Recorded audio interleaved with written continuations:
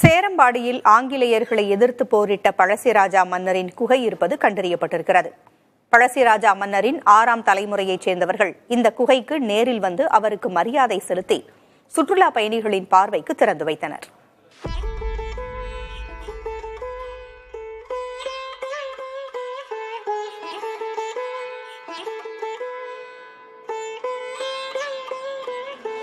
கேரளாவின் வடக்கு மாகாணமான கண்ணூர் மாவட்டத்தில் உள்ள கூத்துப்பரம்பு பகுதியில் அமைந்துள்ள கோட்டயம் மற்றும் மலபார் பகுதியின் மன்னராக 1753 ஆட்சி புரிந்தவர் பழசிராஜா.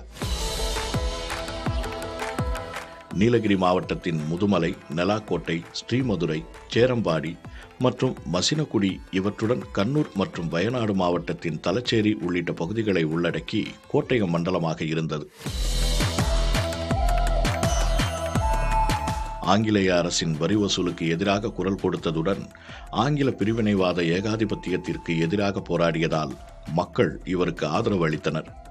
பிரிட்டிஷ் படைகள் இவரின் கோட்டயம் அரண்மனையை சுற்றி வளைத்தபோது அங்கிருந்து வயநாடு மலைப்பகுதிகளுக்கு இடம்பெயர்ந்தார். 1799 வயநாடு பகுதிகளை தமது ஆளுகையின் கீழ் கொண்டு வந்தார். தொடர்ந்து பழசிராஜா தனது வீரர்களுடன் வனங்களில் தங்கி போர் புரிந்தார்.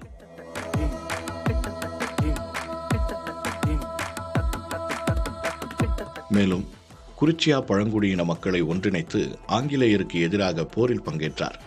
அப்போது குறும்பா மற்றும் பனியர் பழங்குடியின மக்கள் ஆதரவு கொடுத்ததுடன் வீரர்களுக்கு தேவையான உணவு மற்றும் தங்கும் இடங்களை தயார்படுத்தி கொடுத்தனர்.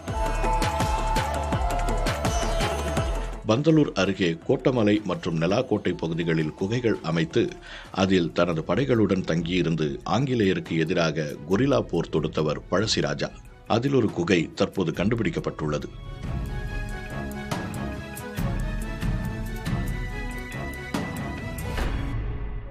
பந்தலூர் அருகே சேரம்பாடி பகுதியில் செயல்படும் வென்ட்வர்த் எஸ்டேட் தேயிலை தொழிற்சாலை அருகே சிறிய குழியாக காணப்பட்ட பகுதியை சீரமைத்து பார்த்ததுடன் வரலாற்று பதிவுகளை ஆய்வு செய்ததில் அது பழசிராஜாவின் குகை என்பது தெரியவந்தது.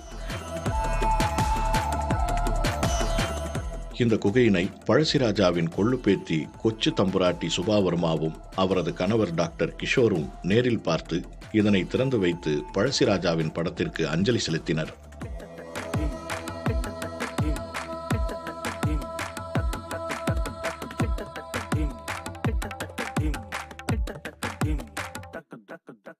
சுமார் 1 அடி உயரத்திற்கு இந்த குகை 30 மீட்டர் தூரம் சென்றதும் பிரிந்து 2 பாதைகளாக செல்கிறது. தற்போது குகையின் உள்பகுதியில் இருந்த புதர்கள் அகற்றப்பட்டு பார்வையாளர்கள் செல்லும் அளவிற்கு சீரமைக்கப்பட்டுள்ளது. புதிய தலைமுறைக்காக செய்தியாளர் மகேஸ்வரன்.